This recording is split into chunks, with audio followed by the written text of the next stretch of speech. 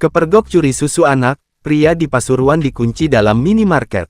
Seorang pria di Pasuruan, Jawa Timur dikunci pegawai minimarket karena kepergok mencuri susu. Dalam video yang diunggah akun X @herolos pada Rabu, tanggal 17 April tahun 2024 tampak pria itu terjebak di dalam minimarket yang dikunci dari luar.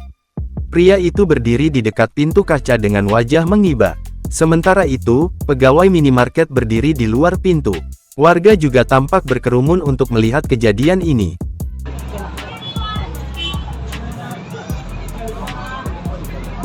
Maling susu. Bahkan para pengendara sempat berhenti di depan minimarket tersebut. Maling susu lur. Saat lur. Diketahui, kini pria itu telah diserahkan ke pihak Polres Pasuruan Kota untuk diproses secara hukum. Kini, video tersebut pun viral dan diunggah ulang oleh banyak akun di media sosial. Warganet yang menyaksikan peristiwa itu pun memuji warga sekitar karena tak langsung menghakimi pria berjaket hitam itu.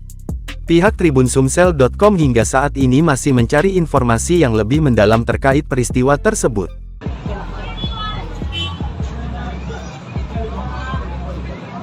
Maling susu.